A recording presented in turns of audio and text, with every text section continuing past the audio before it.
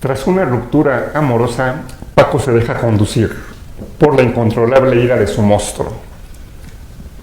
Obra de teatro Ecos y Cadenas. Hola, soy tu amigo Juan José Morales, creador de Crack Team 1000. Bienvenido a tu programa favorito, Crack Team, el programa. ¿Por dónde voy? Por Chins TV, la televisión del cambio, y está aquí. Hoy estoy muy contento con mi amigo Marco Vidal. ¿Cómo estás, Marco? Hola, Juan, muy bien, muchas gracias, muy a gusto. Excelente, Marco. Antes de platicar de Ecos y Cadenas, platícanos de Marco. Cuéntanos quién es Marco, primero como hombre, como persona, como ser humano, después como apasionado del teatro. Ok, pues te diría que Marco es un hombre de mediana edad que, esto lo determina muy claramente, que tuvo una infancia muy interesante en tanto revisar qué pasaba en el mundo. Soy de clase media, absolutamente chilango, con un papá ligeramente cargado hacia la onda machín, una mamá muy sufridora, tengo dos hermanos y una adolescencia, diría que bastante desenfrenada en muchos sentidos, lo suficiente para que me haya alcanzado también a sentar cabeza gracias a hace algunos años a los grupos de Alcohólicos Anónimos, a la llegada de mis maravillosos hijos Jorge y Rodrigo, y pude terminar finalmente lo que decía hace un rato, una vocación que se despertó en la infancia con la carrera de teatro en la Escuela de Bellas Artes, y ahora me dedico 100%, doy clases como sustento en una preparatoria, la paso muy bien, y el resto del día lo ocupo en las cuestiones de actuación y de teatro y etcétera. ¿Clases en la preparatoria de teatro? No, en una preparatoria en el Estado de México, en el municipio de Atizapán de Zaragoza. Ya tengo casi 25 años trabajando por allá. Ah, excelente. Excelente. Platícanos, Marco, de Paco. Platícanos del Ecos y Cadenas. Esto de tu creación, cómo nace. Cuéntanos. Sí, Ecos y Cadenas tendría... El título original, Juan, fue Paco y el monstruo, pero la gente se iba un poco con el engaño de la palabra monstruo, así como tal, y entonces pensaban que era un asunto infantil, y o llevaban a los niños, o en los concursos nos regresaban la obra porque decían que no era para teatro infantil, y en realidad no es teatro infantil. Ecos y Cadenas son las situaciones que un hombre de mediana edad, que está tranquilo en la vida, que le va bien, sin embargo él no acaba de vivir una vida plena, está preocupado, siempre trae una angustia atorada, no es plenamente feliz, y entonces después de un rompimiento amoroso regresa a su casa solo nuevamente y se encuentra con un tipo ahí vestido igual que él, que le empieza a hacer reclamos. Rápidamente lo identifica y le dice: claro, pues yo te conozco desde la niñez, eres el famoso monstruo que me hacía hacer muchas locuras, que me apoyaba en otras. Y este diálogo durante una hora llegan a dos consecuencias: que los nudos más importantes de su desarrollo estuvieron en la infancia y luego al presente, y entonces bueno, ahora ¿qué hacemos con eso que acabamos de descubrir? Y viene de dos entrevistas. Una ya la mencioné, fui un niño muy interesado en el mundo, me apasionaba ver el mundo de los adultos, y vivía yo una contradicción terrible, muy fuerte, que era mi papá, que era mi héroe, que él nació en La Lagunilla, no conoció a sus padres y que generó un desarrollo, le dio para terminar una carrera universitaria, era un gran tipo, pero con 3 tragos encima era un monstruo, con la lengua, con las actitudes, con un asunto interior en su corazón y en su mente muy cargado a un tema de una sexualidad muy brutal. Yo creo que era alcohólico, él nunca terminó por asumirlo como tal. Entonces eso me marcó muchísimo. Y muchos años después, con mi hijo mayor, en un diálogo con él, preguntándome de manera directa si yo creía que mi propio hijo era alcohólico y qué posibilidades tenía de hacerlo dado las líneas familiares. ¿Pero qué edad tenía tu hijo cuando fue esa plática? 29 tenía ya. Okay.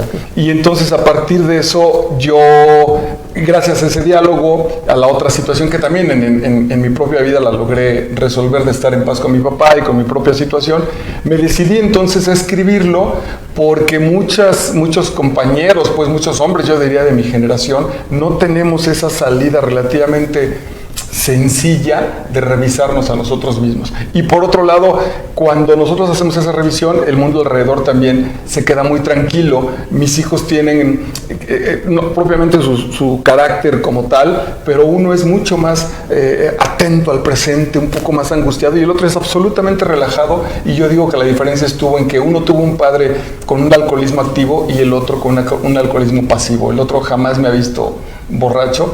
Y fíjate entonces la determinación con respecto al mundo que ellos asumen, si papá era desconfiable o era un tipo muy confiado. Ellos, me desentiendo desde hace un montón de tiempo, pasamos meses y no hay un mensaje de preocupación de papá, ¿estás bien? Nuestra relación ha crecido porque justo yo ya establecí, cuando menos, que no estoy en ese riesgo de la bebida. Y al igual que Paco, todos tenemos nuestro monstruo. Todos, absolutamente todos. Y se desarrolla de diferentes maneras.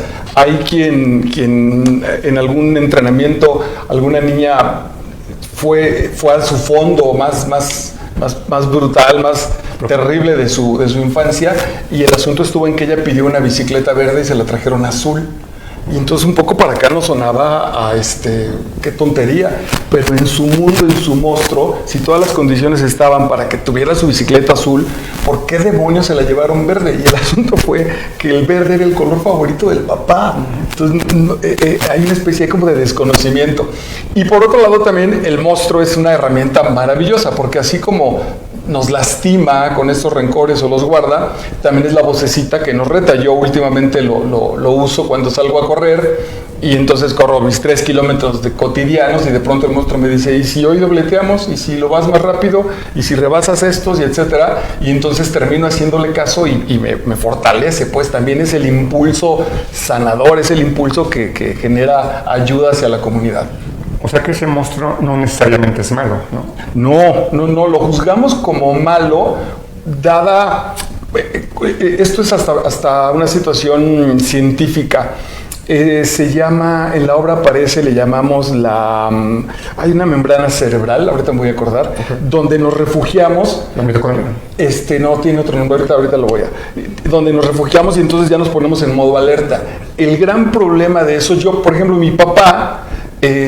muchos viernes llegaba a la 1 de la mañana con sus amigotes, vivíamos en un departamento de 3 recámaras, entonces escuchaba todo, nos despertaba, mi mamá se ponía muy tensa, y entonces yo durante mucho tiempo en mi vida, los viernes particularmente a esa hora, hasta antes de la terapia donde lo resolví, la pasaba muy mal, porque traía una sensación ahí. Ese monstruo es el que guardó esa defensa. Ahora el diálogo con él es decirle, ok, ya es viernes de nuevo, como hoy mismo, yo no bebo, no tengo amigos borrachos, monstruo, no va a pasar nada, gracias por el aviso, pero vamos a estar tranquilos. Y entonces empezamos a funcionar desde otra manera. Un ejemplo también muy claro es en mis parejas. Yo era muy celoso, llegué a celarlos hasta de hermanos y de primos. Y entonces el diálogo es, no, tranquilo, eso que estás sintiendo no es una provocación de ella, es una herida tuya que hay que resolverla. Muchas gracias, guardián, por ayudarme en eso. Y entonces empezamos a convivir de manera mucho mejor y potenciada, entonces, porque para eso es el monstruo. Es un perro maravilloso que le dices, cárgame esto o muérdeme a mí mismo, a tu propio dueño. Podría ser el perro, como mencionas, podría ser el Pepe Grillo, tal vez. Sin duda alguna. Podría ser el angelito y el diablito, ¿no? Exacto, hay otro autor también que le llama el chango. El chango, así que se puede poner loco, o si le das su banana, lo tienes tranquilo. Ese es el enfrentamiento. ¿Y ahí en el monstruo participan 2 actores? Sí. Martín Becerra y Roam León. Sí, son mis compañeros. Roam León incluso escribió la música original de la obra. Y es un diálogo entre ellos. Es un diálogo, Martín hace el monstruo y Roam hace Paco, y entonces se ponen a dialogar entre ellos sabiendo que son uno mismo. Ese es algo muy importante. Entonces los dolores de uno, el otro termina por sentirlos, y los gozos del otro, también el otro los comparte. Okay. ¿Y por qué ver el monstruo? ¿Qué me va a traer? ¿Qué beneficio? Fíjate que yo creo... Bueno, acabamos de recibir además fue hemos recibido muchas comentarios muy halagadores. Bien. Uno fue de un muchacho que incluso nos hizo una redacción en la revista Paso de Gato, y él decía, ojalá que la obra la viera mi papá, pero no lo voy a obligar a que venga, entonces ocupen ese lugar para que puedan entender ¿qué les pasa a las otras personas? ¿Por qué mi papá es un tipo a todo dar, pero en la mesa está así mal encarado, siempre está tenso, no se relaja? Y entonces este muchacho pudo ver en la obra el reflejo de su padre. Y la otra me parece que a mí, en un mundo masculino, donde solo las expresiones de las cuales tenemos permiso, una de ellas, por ejemplo, es el enojo. Difícilmente, no sé cuántas veces en la vida, sin tragos de por medio, te lo puedo jurar, Juan, que deben ser 2 o 3 veces en las que le he dicho a un hombre, estoy muy triste, o que un hombre me ha dicho irremediablemente, pues oye güey, abrázame. Ha sido complicado, nuestro mundo es muy cerrado. Entonces el teatro, O el famoso, los hombres no deben llorar, ¿no? sin duda, así como una cosa que nos marca de por vida. Y entonces esto, Shakespeare ya lo decía, que el teatro es el reflejo de la sociedad. Y Molière también lo usaba diciendo, ¿qué le pasa a ese? ¿Por qué está actuando así? Y entonces el otro decía, bueno, pues si eres tú el que está, ya eres tú. Entonces ese reflejo nos permite revisar cosas que nosotros no tenemos en plena conciencia sobre cómo nos desenvolvemos en la vida. Excelente. Excelente, Marco. ¿Y dónde podemos ver el monstruo? Nos quedan 3 funciones. Este último lunes de julio y los 2 primeros lunes de agosto en el Foro Shakespeare, en la sala emergente número 2. El Foro Shakespeare está en Zamora 7, en la Colonia Condesa, lunes 8:30 de la noche. Ok, nuevamente, en los siguientes 3 lunes, digamos. Exactamente, los próximos 3 lunes a partir de hoy, Foro Shakespeare, Zamora 7, en la Condesa, sala emergente número 2, 8:30 de la noche.